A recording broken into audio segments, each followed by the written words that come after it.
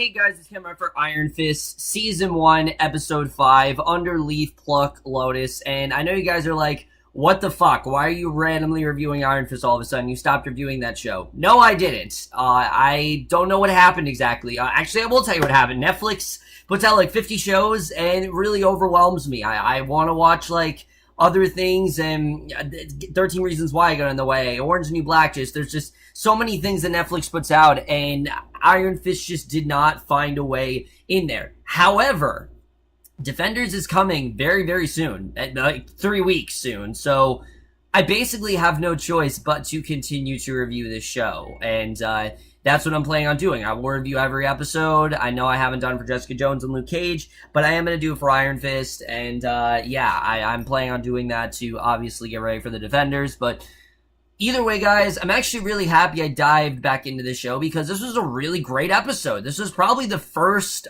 great episode we've gotten of the show, honestly, and mainly because of how simple of a concept it was. It wasn't too overly complicated, and you know, it really does seem like the plot is officially starting, and I'm really happy to see the show going in that direction. You know, they've kind of been going in circles for a little bit now, but I really did enjoy this episode overall, but let's just get right into it. So we start off and we see three women are walking down the street. They split up, they're going in different directions, and each one is presenting a new heroin drug administered by patch to a prospective buyer. And one buyer brings in a junkie to try it out, and the junkie falls over. So immediately you know, if a junkie's fallen over, this is some really dangerous shit. Whatever it is, it's obviously very dangerous. And the rep tells the buyer to wait, and the junkie recovers and says that it's like the first time. So we don't know what this is all about, what this could possibly be, but I thought that was a really good way to start things off, just showing how powerful whatever this drug really is. But Danny's in his office receiving a report on the drug sample he received from the triads, and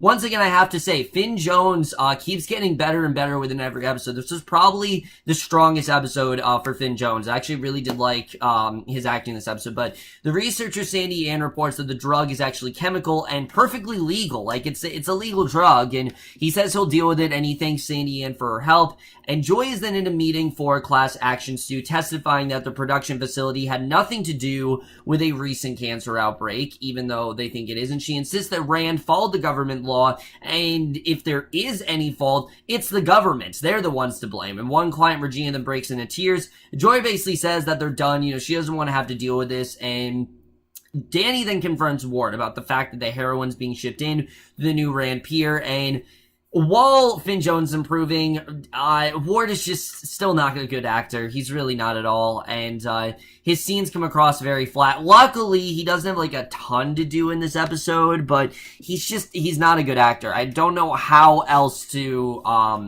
put it. He's really not a good actor, and he insists it has nothing to do with them. Danny says that the Hatchet Men Syndicate told him about it after Rand Enterprise bought the pier. He explains that the symbol on the bag represents Shu Lao, the Undying, the dragon from Kunlun, that made Danny the living weapon. And, you know, Ward's looking at him like he's crazy, and Danny explains that the Hand is using their company to smuggle drugs in, and Ward tells him and Harold to deal with it, that he wants no part of it. He just wants the two of them to deal with it, and that's it. And Danny leaves, and he asks his new assistant Megan to figure out what the next shipment is coming in at the pier. So yeah, so Ward's just like, you know, you deal with it, and that's it. And you know, I would be questioning this, but at this point, Ward's done so many things that I'm not really questioning anymore. But so Ward and Joy then head to lunch, and Joy tells Ward that the lawyer Melvin Ortiz doesn't have a case, and she misses she's questioning if they're really on the right side of things. Like, should they really be the ones that everyone should be trusting, or are they kind of the bad guys here? And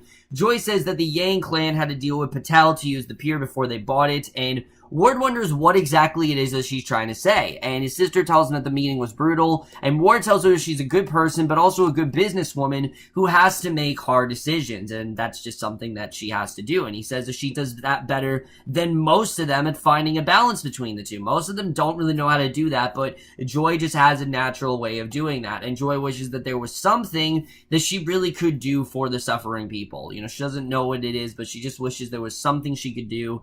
And as Danny leaves the building with the information about the next pier shipment, Regina approaches him, shows him a photo of her 4th grade son. She explains that her son actually has cancer and got it from the Rand chemical plant. And Danny says that they'll make it right while Melvin records the encounter. So you know very well that this is obviously the Hand.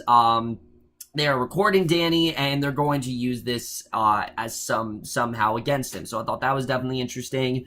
But the best stuff in this episode, once again, has to be between Colleen and between Claire, because I never realized how much I needed Claire, Temple, and Colleen to interact, but their scenes in this episode are fantastic. They work so well together, and they're so similar in character, and I really love seeing them bond here. I hope we get more of it in Defenders. I really do, because I really have loved their bond, especially in this episode. I hope we get throughout the season, but especially Defenders, I really do want to see that. But at the dojo, Colleen is training Claire. They take a break, and Colleen assures her that she's progressing faster than really any other student. I mean, she has this incredible agility to her, and as they go back to work, Danny arrives, and Colleen asks him what he wants, and he says that he wanted to talk to her and order takeout, and Colleen says she's in the middle of a lesson. Remember, Colleen isn't one to really get involved in anything. You know, she's basically stayed away from it. She's focused on her dojo, and that's it. And waiters then come in.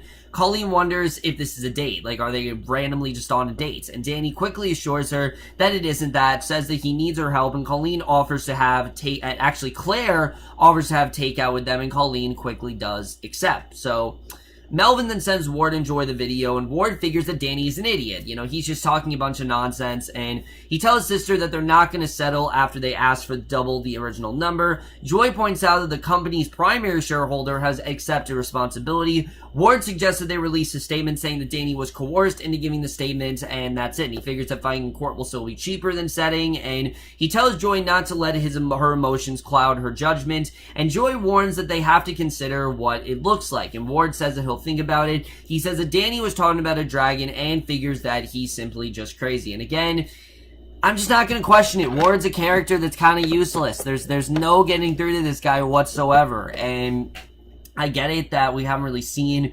anything with the Iron Fist, and I don't blame Ward for thinking Danny's crazy, but come on, after everything that Danny's told you, you're really just gonna not do anything, and I really did think Joy was on his side, and the fact that Joy is not doing anything in this instance, I just didn't really understand. Like, it seems like Joy really keeps switching sides here, and that's like the one thing I have with this episode. Other than that, I really enjoyed it, but once Joy leaves, Ward looks at the packet of heroin that Danny left, and he takes some pills. Harold then sends a text telling Ward to do what Joy says, and Ward then walks around nervously, wondering how his father's monitoring him. He knows, obviously, that Harold is, watching his every move, and he then gives his father the finger, knowing that his father is after him. And again, a better actor would have conveyed this in a way that wasn't completely childish, but the way that Ward did it, I couldn't help but laugh. I'm not gonna lie, I laughed at this scene. I thought it was really stupid, and the actor's playing him, he's really just no good. He's really no good whatsoever, and he continues to be a really bad actor throughout the show. So before Danny, Colleen, and Claire eat, Danny offers a Buddhist prayer, and he talks about how he and his friend Davos used to sneak out of the monastery to eat donkey.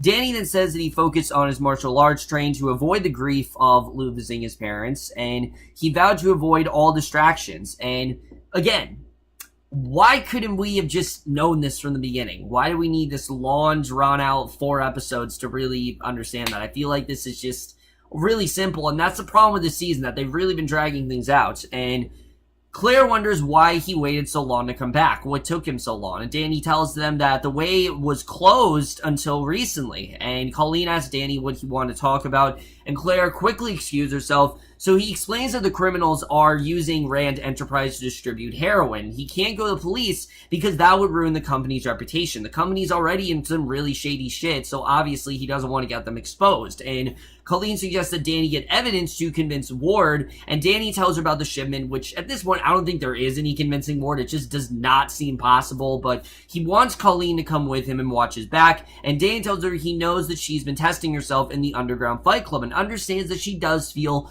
understandably restless, and he points out that her students will die from it as well. They're going to end up dying from it, and when Colleen hesitates, Danny tells her that he bought her building and is now her landlord, so she can't really say no at this point, and I did like this. Again, I like seeing Danny and Colleen bond. That was definitely something that I really did like seeing. And again, for me, that was the highlight of this episode. But Ward's then watching the newscast after the video after it goes public. Harold texts, but Ward ignores it. He pours himself another drink. He takes more pills. And after a moment, he takes a packet of heroin, contemplates it as his phone rings. And again, I'm not into this drinking, pill popping Ward. It's just dumb. I've seen it in so many things at this point. There's no way they can make this original. There's no way they can make this interesting. It's just dumb. It really is. But that night at the pier, Danny and Colleen then pull up their hoods. They go in, and we get, honestly, a really impressive stakeout scene. I really love this scene overall, the way this was done. But they spot the guards with machine guns, and Colleen has second thoughts. She's not really sure if she really wants to get herself involved in this because she knows of the, tumultuous grounds that they really are about to enter. And Dane tells her she can go home and fight strangers in cages, and she says that at first she convinced herself that it was just about the money, and that's really what it was. Remember, this was all to pay for that one kid's, I believe it was a college fund. Yeah, it was paid for that college fund, and it felt good when she heard her opponents. And Danny says that doing what they're doing might actually help, and he leads Colleen in past the guards. They duck into the shadows, and Danny thanks Colleen for helping him. They continue on, and she admits that she's really not good at talking, and he sympathized, and Colleen apologized for misreading his intentions with the takeout, realizing that he wasn't trying to get her on a date. He was trying to get her to realize kind of her true potential, and that she deserves to be, the strength that she has goes way beyond the dojo, and she needs to stop focusing so much on the dojo. When they get to the trailers, they discover that they contain equipment rather than drugs, and he figures that they have something to hide because they have guns, and he goes down to check the boxes in one trailer. Colleen then spots two guards approaching. They lock the trailer door, trapping Danny inside. The semi then drives off, and Colleen follows it on foot. She comes to a guard by her SUV, knocks him out, then drives after the semi, and he finds a door in the back of the trailer, opens it, and inside the small apartment and a chemist named Radonovan Bernovic, sorry, I can't pronounce that name, but he's watching TV, and Danny introduced him. A guard on the couch sits up, he shoots at Danny, who takes cover. The bullet goes out the back, hitting the SUV's windshield. Meanwhile, Danny throws himself a frying pan. He fights the guard hand to hand, and in the struggle, the guard accidentally stabs Radonovan before Danny can take him down, and using the iron fist, he smashes open the trailer door, motions Colleen forward. She speeds up, he grabs Radonovan, jumps onto the hood of the SUV, and again, I thought this was a really well done scene. I really love the way this was done. I like seeing the team that Colleen and Danny really did form here, and he pulls over. Radonovan says he's wanted man in several countries. He figures that they have to get the chemist to a hospital, and Colleen says that she knows a nurse. Obviously she's talking about Claire, and I'm really loving where this team up is going here.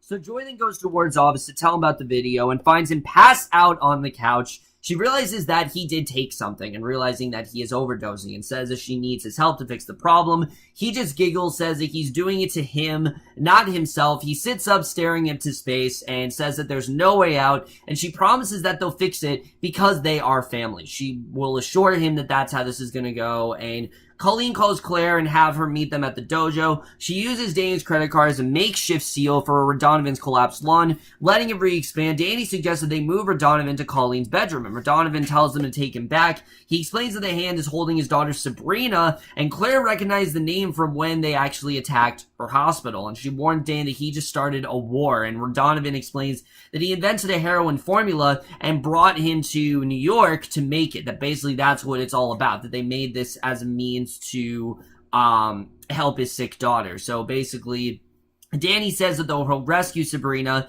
and Claire warns that it's something that a rich kid is not going to be able to handle. And that's probably the best thing that anyone said to Danny so far. The fact that she's saying, look, you may be strong, but you can't do this on your own. You need someone to do this. And she tells Danny to accept his limitations. There are just certain things that he can't do. And he says that he's been training his entire life to fight the hand. Colleen agrees to help him, and it's her choice. And I like that. I like that they are doing this together. It's not just Danny doing it on his own. Danny and Colleen are going to work together, and I think Claire's going to fit in there some more as well. So I'm definitely looking forward to that.